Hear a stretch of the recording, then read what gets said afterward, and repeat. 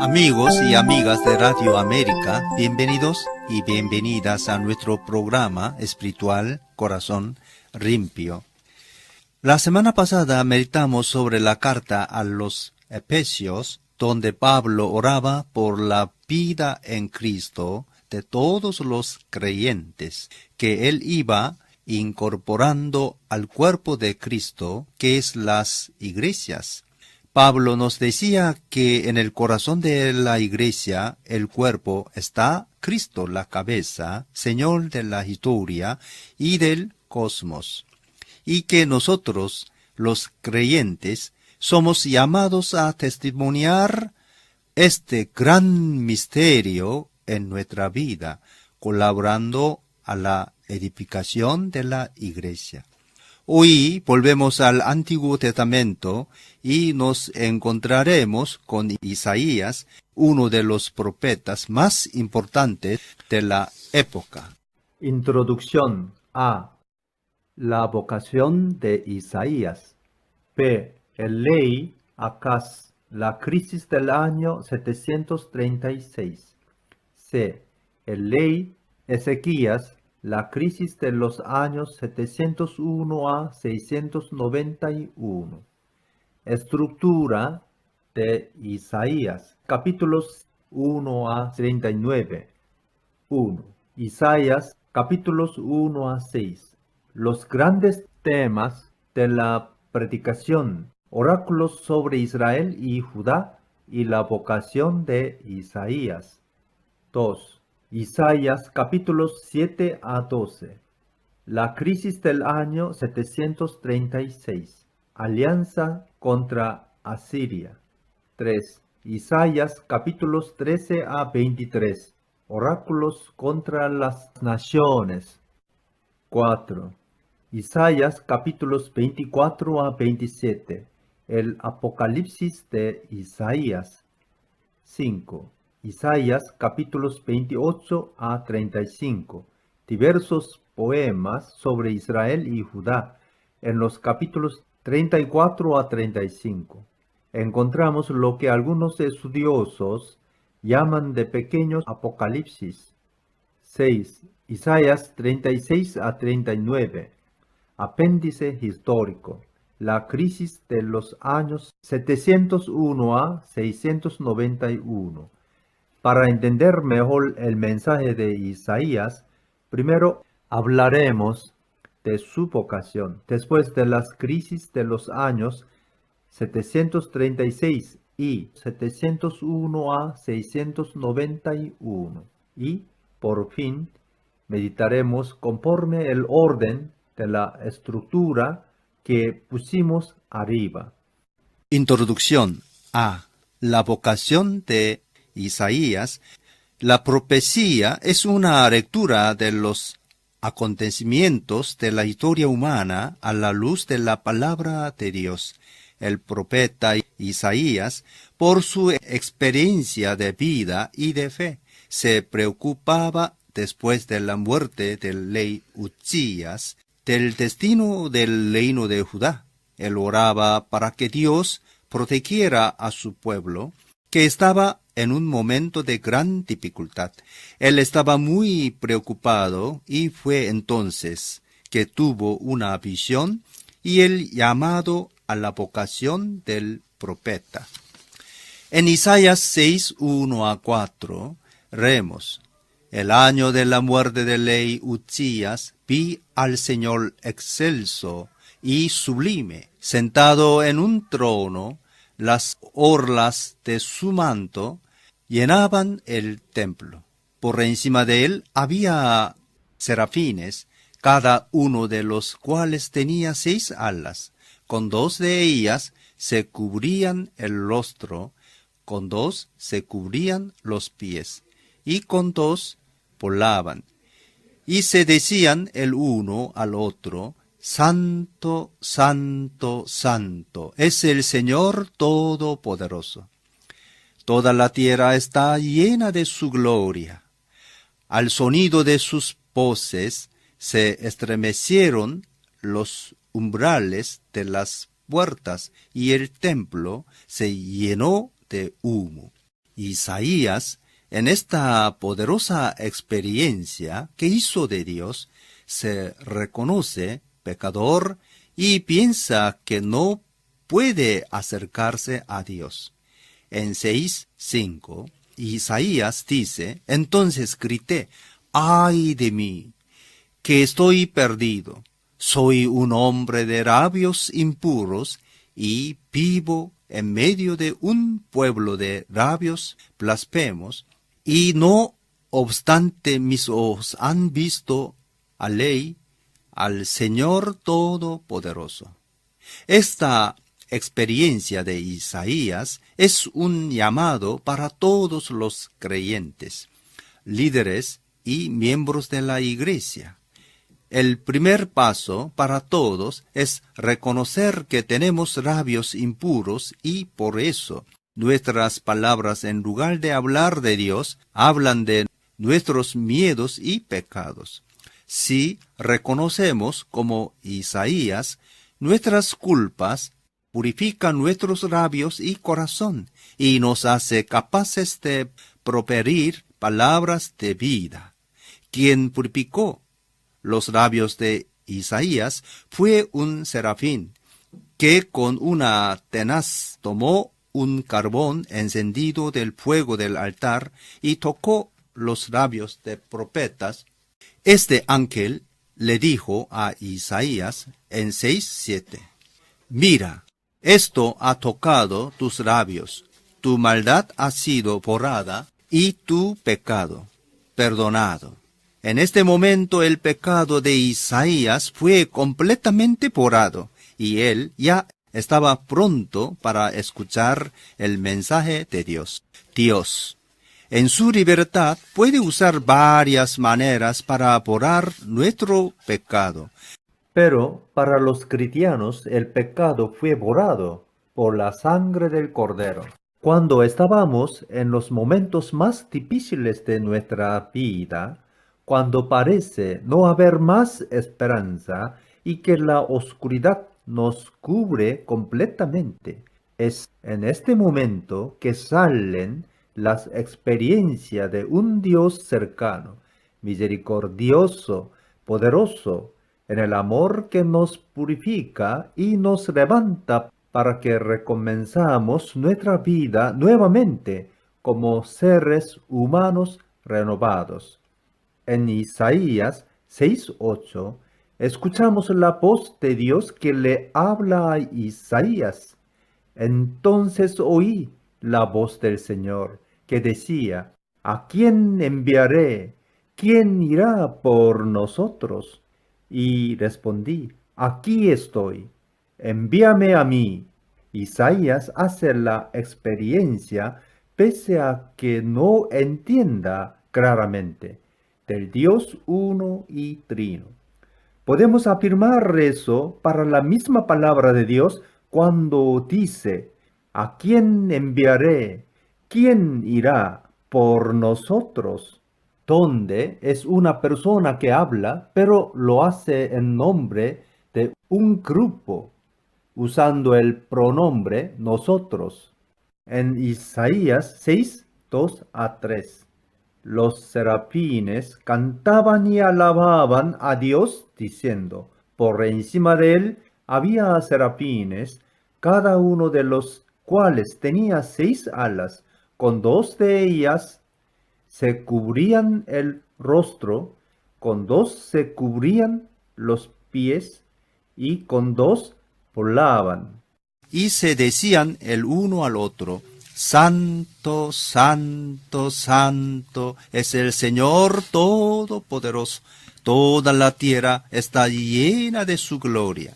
Los mismos serafines no pueden ver a Dios en su plenitud. Por eso 2 de sus alas tapaban sus ojos, 2 alas más cubrían sus pies, en señal de humildad, y con 2 volaban, es decir, estaban preparados para el servicio.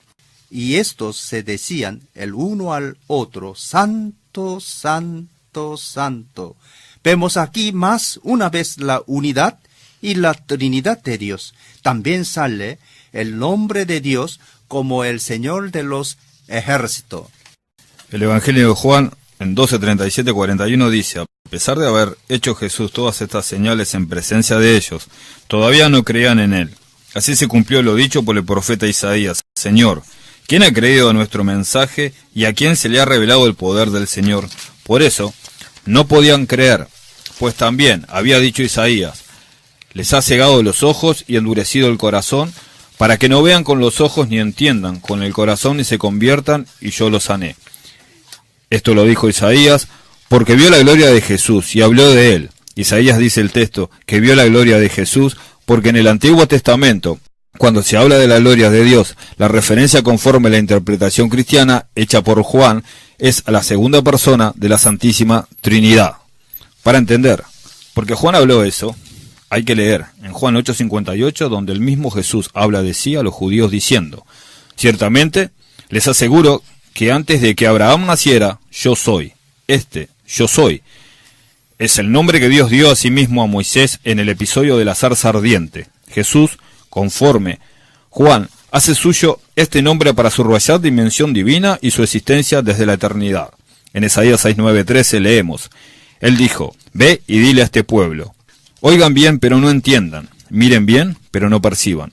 Hacen insensible el corazón de este pueblo, embota sus oídos y cierra sus ojos, no sea que vea con sus ojos, oiga con sus oídos y entienda con su corazón, y se convierta y sea sanado. Entonces exclamé: ¿hasta cuándo, Señor? Y él respondió: hasta que las ciudades queden destruidas y sin habitante alguno, hasta que las casas queden deshabitadas y los campos asolados y en ruinas, hasta que el Señor haya enviado lejos a todo el pueblo y el país quede en total abandono. Y si aún queda en la tierra una décima parte, esta volverá a ser devastada. Pero así como el talar, la encina y el roble queda parte del tronco, esta parte de la simiente santa.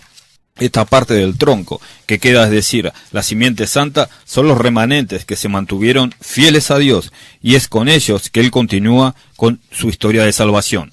Creo que todos vieron, algunas veces, a las cataratas, si no directamente, por lo menos en un video o en la televisión. Cuando yo veo esta enorme cantidad de agua que cae, mi corazón se llena de alegría, y siento que, pese a nuestra miseria, Dios está con nosotros, mostrando la grandeza de su misericordia. También, esta agua que corre y da vida a la tierra, me acuerda de la palabra de Dios que, como dice en Ezequiel 47:8-9, donde pasa da vida y abundancia al mundo y a todos los seres. Estas aguas fluyen hacia la región oriental, descienden hasta el Arabá y van a dar al mar muerto.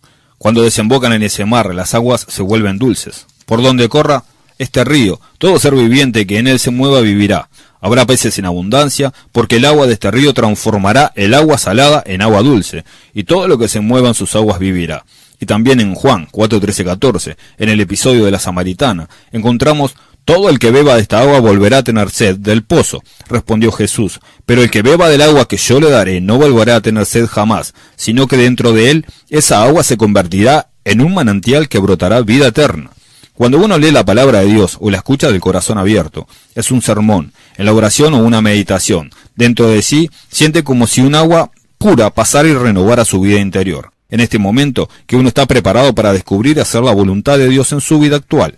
Esta es la verdadera comida espiritual. Como dijo Jesús en Juan 4:34, mi alimento es hacer la voluntad del que me envió y terminar su obra. Por eso es importante tirar a cada día un tiempo para meditar con la palabra y dejar que Dios penetre en nuestro corazón con bálsamo que unge y perfume nuestra vida.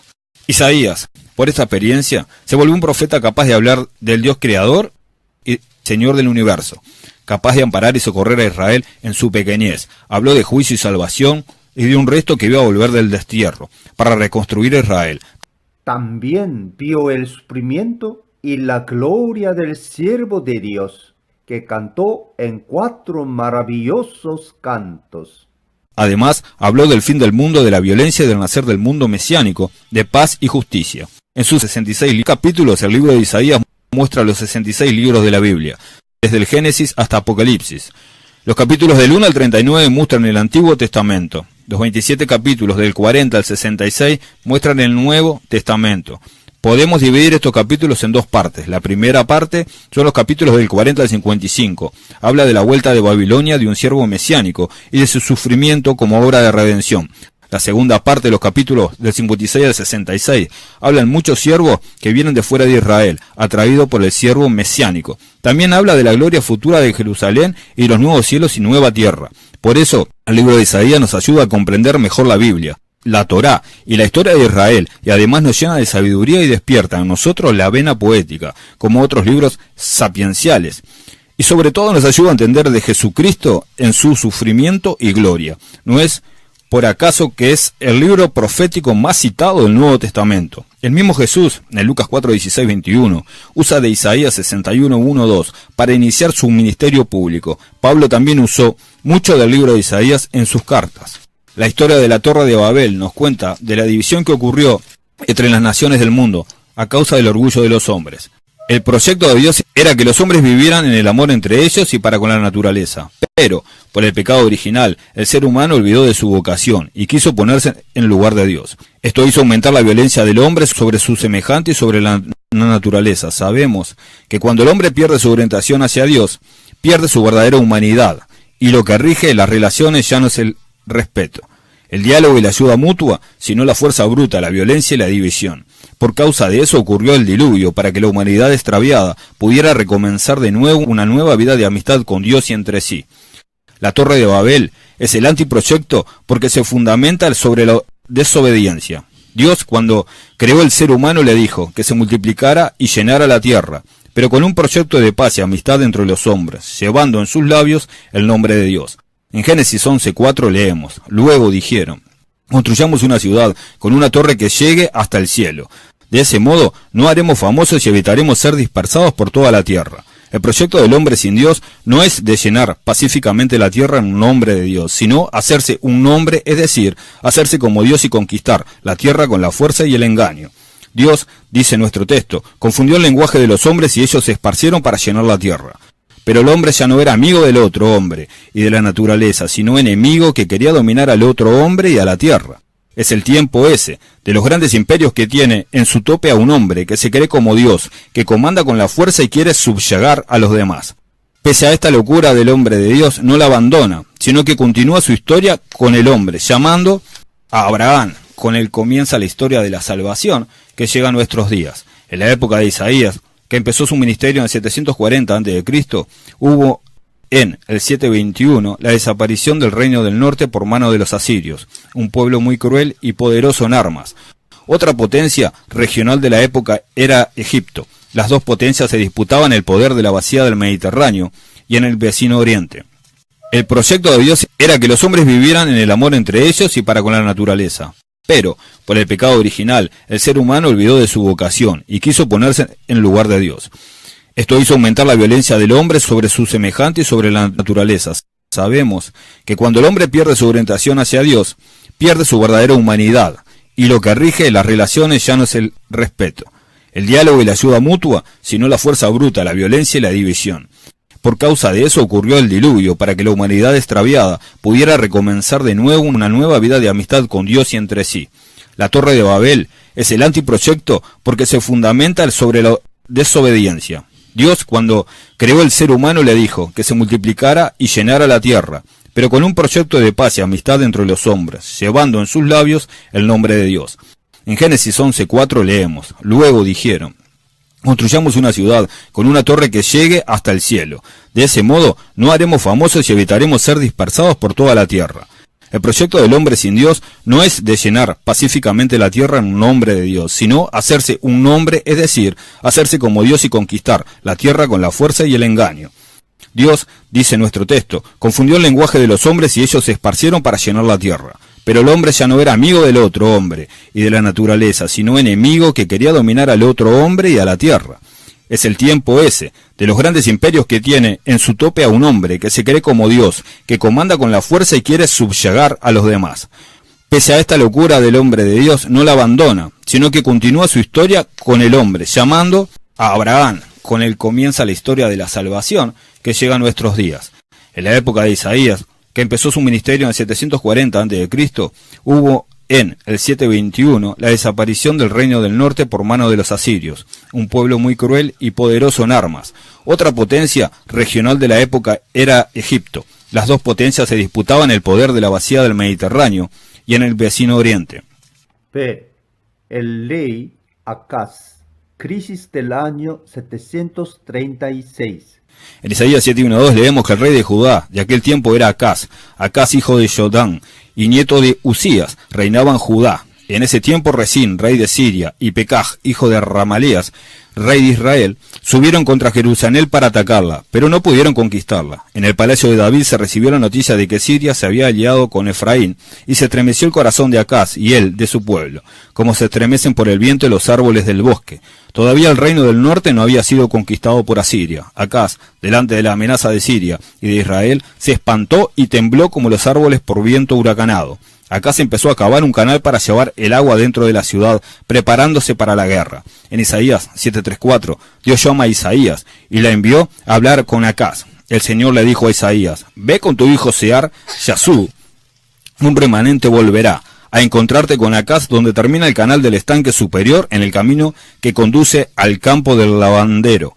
Dile que tenga cuidado y no pierda la calma, que no tema ante el ojo ardiente de Resín el sirio, ni ante el hijo de Remalías, que no se descorazone a causa de esos dos tizones humeantes. En Isaías 7:9 el profeta invita a confiar en Dios. Si ustedes no creen en mí, no permanecerán firmes.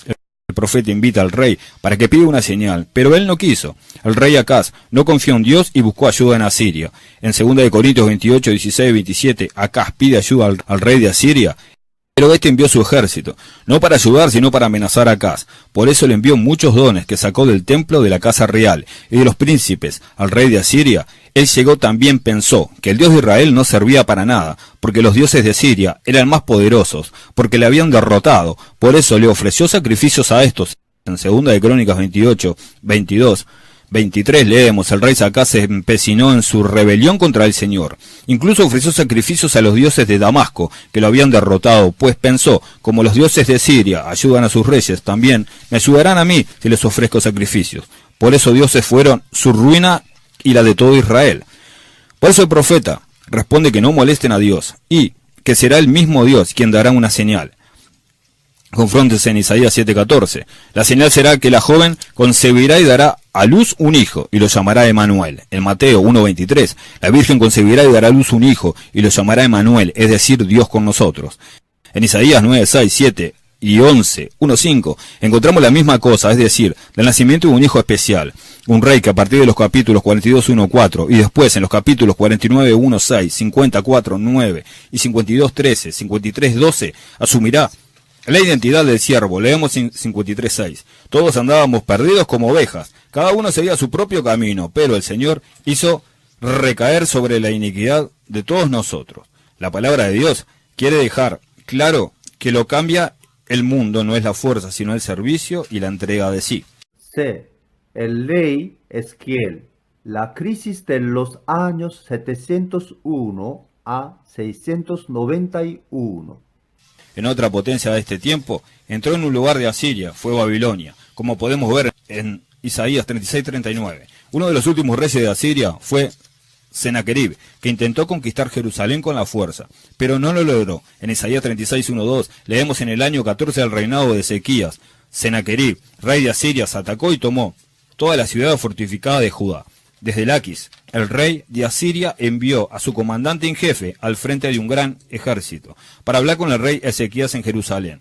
Cuando el comandante se detuvo en el acueducto del estanque superior, en el camino que lleva al campo del lavandero, el jefe del ejército del rey de Asiria insultó a Dios y al pueblo de Judá. Pero los de Judá respondieron a los insultos con la oración. Dios escuchó la oración de estos y los liberó del enemigo. En 37, 36, 38 leemos: entonces el ángel del Señor salió y mató a 185.000 hombres del campamento asirio. A la mañana siguiente, cuando los demás se levantaron, allí estaban tendidos todos los cadáveres. Así que Senaquerib, rey de Asiria, levantó el campamento y se retiró. Volvió a Nínive y permaneció allí. Pero un día, mientras adoraba en el templo de su dios Nisroch, sus hijos Adramelech y Sarecer lo mataron a espada y escaparon a la tierra de Ararat. Y su hijo Escarjadón lo sucedió en el trono. No sabemos bien del por qué los asirios tuvieron que desistir de la conquista de Jerusalén. El hecho histórico es que Senaquerib y su ejército tuvieron que salir apresurados de allí. La Biblia dice que fue un ángel del Señor que vino del campamento asirio e hirió a 185.000 hombres. El historiador judío del siglo I, Fabio Josefo, citando el babilonio Beroso, escribía: Senaquerib de la expedición de Egipto regresó a Jerusalén, donde encontró a las tropas comandadas por Raspaces en gran peligro por la peste. Dios les envió una enfermedad que, en la primera noche en que sitiaron a la ciudad, mató a 180.000 soldados con sus capitanes y centuriones. El rey, Ezequías, dice el texto, también estaba enfermo de muerte durante el asedio de la ciudad, como leemos en Isaías 38. En 38:1, Isaías le dijo que preparará su muerte, pero el rey oraba continuamente con el rostro contra la pared. Versículo 2. Dios escuchó su oración y le dio 15 años más de vida, y también le dijo que iba a protegerlo del rey de Asiria. Versículos 5-6. En 38:21 leemos: Isaías había dicho: preparen una pasta de higos, aplíquensela en la llaga, y él se recuperará.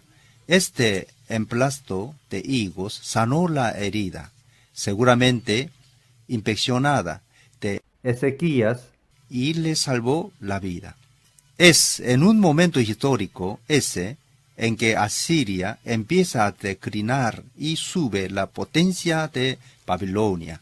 En 39:1-2 leemos: en aquel tiempo Merodac Baladán, hijo de Baladán, rey de Babilonia, le envió cartas y un regalo a Ezequías, porque supo que había estado enfermo y que se había recuperado. Ezequías se alegró al recibir esto y le mostró a los mensajeros todos sus tesoros, la plata, el oro, las especies, el aceite fino, todo su arsenal y todo lo que había con ellos. No hubo nada en su palacio ni en todo su reino que Ezequías no le mostrara. El profeta Isaías fue a visitar al rey y le preguntó acerca de la visita. Cuando el rey Ezequías le contestó que era de Babilonia, él le dijo claramente que lo que había hecho era una burricie, porque los babilonios no eran mejores que los asirios, y que antes o después vendrán por su riqueza. Isaías evidencia que la mentalidad de los poderosos que confían en su fuerza y en las tramas políticas, que solo se preocupan con su poder y en saber cómo sobrevivir y mantener lo que tienen, no puede tener éxito. Estos están dispuestos a sacrificar a su pueblo y a todos los que quieren obstaculizar su camino. En Isaías 39:5-8 leemos: entonces Isaías le dijo: oye la palabra del Señor Todopoderoso, sin duda vendrán días en que todo lo que hay en tu palacio y todo lo que tus antepasados atesoraron hasta el día de hoy será llevado a Babilonia. No quedará nada, dice el Señor. Y algunos de tus hijos y de tus descendientes serán llevados para servir como eunucos en el palacio del rey de Babilonia. El mensaje del Señor que tú me has traído es bueno, respondió Ezequías. Y es que pensaba, al menos mientras yo viva, habrá paz y seguridad. La última palabra del rey, que dice mientras yo viva, deja clara su falta de perspectiva y de interés para las generaciones futuras. Es lo mismo que ocurre con muchos de los poderosos actuales, que quieren acumular bienes y riquezas explotando los recursos materiales y humanos hasta el fin.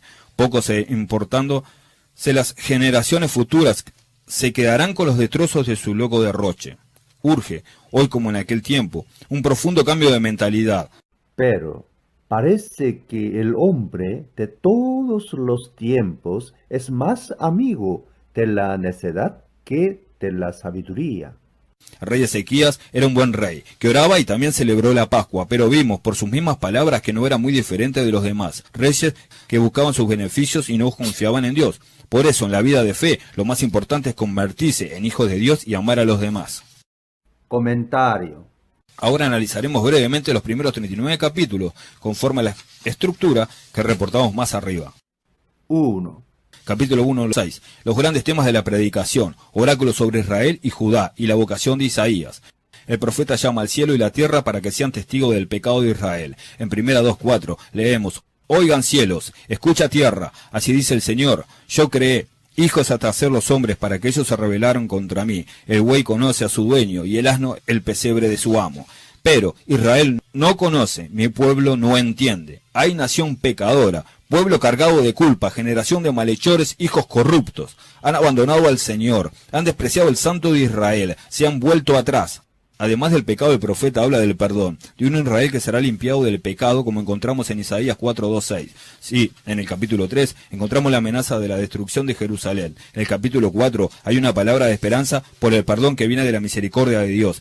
En el capítulo 5 encontramos la parábola de viña que representa al pueblo de Judá. El profeta dice que Dios plantó viña excelente, pero ella dio frutos de injusticia y de violencia. Los ricos viven muy bien a cuestas de otros que viven en la miseria. Por eso se encendió el furor del Señor. En 5:25-30 vemos cómo el enojo del Señor hará que con ira usara a un pueblo extranjero para castigar a su pueblo. La viña silvestre, que no da frutos buenos, será arrancada y será plantada otra viña que da uva buena. En el capítulo 6, como ya vimos, Dios llama a Isaías para que sea su siervo y mensajero. Isaías, según la tradición judaica, era hermano del rey Amasías y sobrino del rey Usías. Se casó con una profetisa, que le dio 2 hijos, a quienes pusieron como nombres simbólicos. El primero era Sear Jasub, que quiere decir regresarán los remanentes. El segundo era Maer Salal, Ahasbaz, que quiere decir el despojo se apresura. 2. Isaías capítulos 7 a 12. La crisis del año 766. Alianza contra Asiria. El rey Acaz le tenía miedo a Siria, con mucha riqueza por hacer alianza con ellos y no ser atacado. Isaías no aceptaba esta política de alianzas y fue a hablar con el rey para que desistiera de su política espuria y volviera a confiar en Dios. Delante de la actitud del rey, le dijo que éste le pidiera a Dios una señal, pero el rey no quiso. Entonces, enojado, le dijo que Dios mismo iba a dar la señal que consistía en el nacimiento de un hijo de una joven, para que éste pudiera comenzar una nueva era de paz. Isaías 7, 14, 9, 6, 7, 11, 1. 5. Se habla de este hijo, que será lleno del espíritu y de sabiduría, cuyo reinado será diferente de los demás reinados. Isaías, esta parte del capítulo 12, con un cántico de acción de gracias para la salvación que Dios enviará. 3. Isaías capítulos 13 a 23. Oráculos contra las naciones.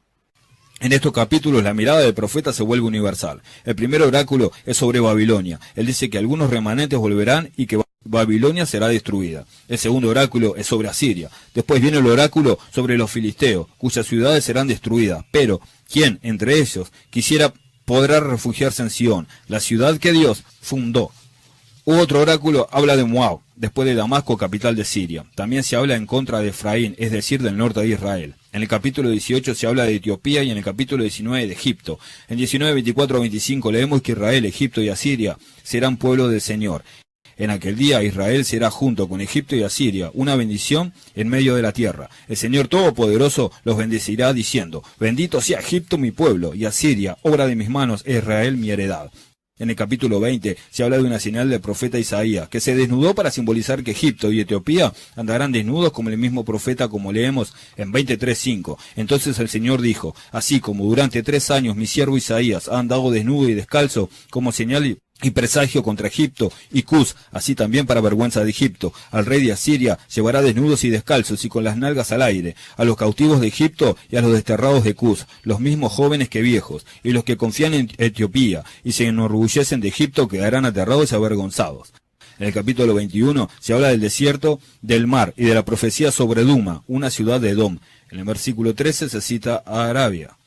En el capítulo 22 encontramos la visión del valle, que habla sobre la caída de Jerusalén. A partir del versículo 15 aparece Semna, tesorero del palacio real.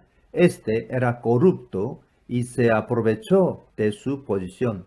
Isaías dijo que éste iba a ser deportado como cautivo.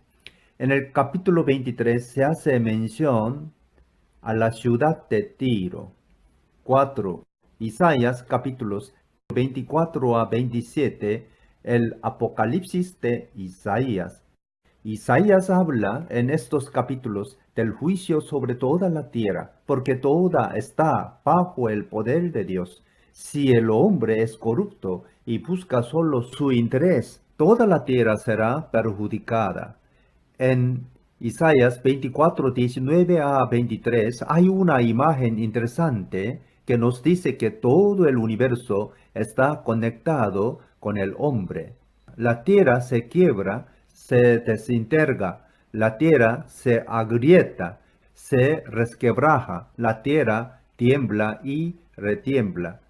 La tierra se tambalea como un borracho, se sacude como una choza, tanto pesa sobre ella su rebelión que caerá para no volver a levantarse. En aquel día el Señor castigará a todos poderosos celestiales en el cielo y a los reyes terrenales en la tierra. Serán amontonados en un pozo como prisionero entre rejas y después de muchos días se les castigará.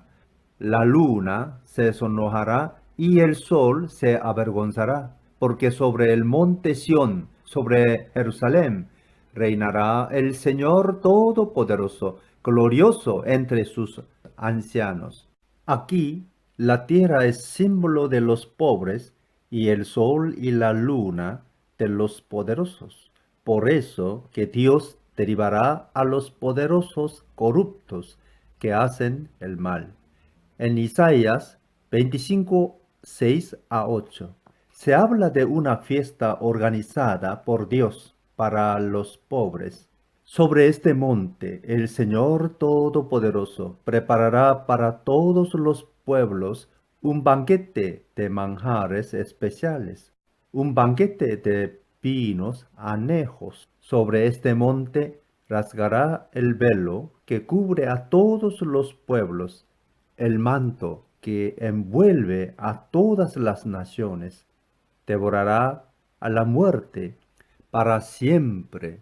El Señor omnipotente enjugará las lágrimas de todo rostro y quitará de toda la tierra el oprobio de su pueblo. El Señor mismo lo ha dicho. Linda imagen de un mundo renovado, feliz y en paz, dibujada como una fiesta de los pueblos, donde se comparten deliciosos manjares. Esto porque Dios protege a sus fieles. En Isaías 26, 3 a 4. Leemos. Al de carácter firme lo guardarás en perfecta paz, porque en ti confía. Confíen en el Señor para siempre, porque el Señor es una roca eterna. Los creyentes son invitados aquí a confiar en Dios, a sembrar amor y no vengarse con sus propias manos. En Isaías 27:1 se habla del Leviatán. El Leviatán es símbolo de Satanás y del poder cruel que perjudica a los hijos de Dios y a las personas inocentes. Este será aniquilado. Compróntese Apocalipsis 20, 2 a 3 y 20, 10.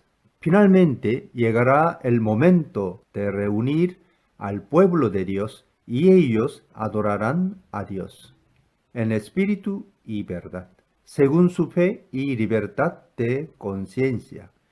En Isaías 27, 12 a 13 leemos. En aquel día el Señor trillará desde las corrientes del Éufrates hasta el torrente de Egipto, y ustedes, israelitas, serán recogidos uno por uno. En aquel día sonará una gran trompeta. Los que fueron llevados a Asiria y los que fueron desterrados a Egipto vendrán y adorarán al Señor sobre el monte santo en Jerusalén. 5. Isaías capítulos 28 a 35. Diversos poemas sobre Israel y Judá. En los capítulos 34 a 35 encontramos lo que algunos llaman de pequeño Apocalipsis. Isaías anuncia 6 ayes y una bienaventuranza que se concluirán en el capítulo 35 en una ciudad santa habitada por el Señor, el único Rey justo. En 28:1 encontramos el primer ay donde se habla de los orgullosos que serán castigados. Por eso es importante escuchar la palabra de Dios y seguir sus orientaciones. En Isaías 29:1 hay el segundo ay, en contra de la ceguera y de la hipocresía. Los líderes parecen sabios, pero en verdad no entienden de la palabra de Dios. En Isaías 29:13-14 hay la consecuencia de esta falta de la escucha de la palabra de Dios. Este pueblo me alaba con la boca y me honra con los labios, pero su corazón está lejos de mí. Su adoración no es más que un mandato enseñado por hombres. Por eso, una vez más, asombraré a este pueblo con prodigios maravillosos. Parecerá la sabiduría de sus sabios y se esfumará la inteligencia de sus inteligentes. En Isaías 29:15 empieza el tercer ay. Este es para los que hacen el mal y quieren encubrirlo delante del Señor. En Isaías 31 encontramos al 4 ay, para el pacto que hicieron con el faraón, confiando más en Egipto, es decir, en el poder político que en Dios. En Isaías 30:18-26 se habla de los que son bienaventurados por confía en el Señor. Por eso el Señor los espera para tenerles piedad. Por eso se levanta para mostrarles compasión, porque el Señor es un Dios de justicia. Dichosos todos los que en Él esperan. Es este un lindo a la misericordia de Dios. En Isaías 30:21 encontramos la consecuencia dichosa por todos los que esperan en el Señor. Ya sea que te desvíes a la derecha o a la izquierda, tus oídos percibirán a tus espaldas una voz que te dirá, este es el camino, síguelo. Los que están en comunión con Dios escuchan y entienden su voz que los guía por el buen camino. En Isaías 31:1 encontramos el último ay. Es para los que piden consejos a los poderosos. Pero dice el profeta, en estos no hay esperanza, porque no tienen respuesta. Egipto no puede salvar y hacer un pacto con él. Es una forma de idolatría, porque supone divinizar a poderes humanos. Isaías 31:3. En Isaías 31:5-6, el profeta habla de quién es el verdadero rey, como aves que revoltean sobre el nido. Así también el Señor Todopoderoso protegerá a Jerusalén. La protegerá y la libertará, la defenderá y la rescatará. Israelitas, vuélvense a aquel contra quien ustedes se han rebelado tan abiertamente. En Isaías 32:1 se habla de un rey de justicia que reinará con rectitud y justicia. Aparece aquí el reino mesiánico. En Dios siempre hay esperanza, porque Él es un Padre. Puede purificarnos y disciplinarnos, pero solo lo permite para que seamos mejores. Hebreos 12:5-13 nos habla de la fortaleza en el sufrimiento. La corrección al momento puede entristecer, pero es para nuestro bien. Y Dios siempre nos corrige por su palabra para que podamos crecer en la fe. En Isaías 34:16-17 leemos: Consulten el libro del Señor y lean. Ninguno de estos animales faltará. Cada cual tendrá su pareja. El Señor mismo ha dado la orden, y su espíritu los ha de reunir. Él les ha asignado sus lugares. Su mano les señaló su territorio. Ellos los poseerán para siempre y morarán allí por todas las generaciones. Dios tiene dos tipos de enseñanza, una en el Antiguo y la otra en el Nuevo Testamento. Las dos deben andar en la mano para que podamos tener una enseñanza plena. Por eso podemos hablar de un proceso educativo que va del Génesis hasta el Apocalipsis. El Antiguo es la preparación y el Nuevo Testamento la realización. En el capítulo 35, versículos del 5 al 10, se habla del regreso del pueblo a Sión y de la renovación total, porque todo será transformado de manera maravillosa. Se abrirán entonces los ojos de los ciegos y se destaparán los oídos de los sordos. Saltará el cojo como un ciervo y gritará de alegría la lengua de mudo. Porque aguas brotarán en el desierto y torrentes en el sequedal. La arena ardiente se convertirá en estanque, la tierra sedienta en manantial burbujeantes, las guaridas donde se tendían los chacales serán morada de juncos y papiros. Habrá allí una calzada que será llamada Camino de Santidad. No viajarán por allá los impuros, ni transitarán por ella los necios. Será sólo para los que siguen el camino. No habrá allí ningún león, ni bestia feroz. Allí no se les encontrará. Por allí pasarán solamente los redimidos, y volverán los rescatados por el Señor, y entrarán en Sión con cantos de alegría, coronados de una alegría eterna. Los alcanzarán la alegría y el regocijo, y se alejarán la tristeza y el gemido.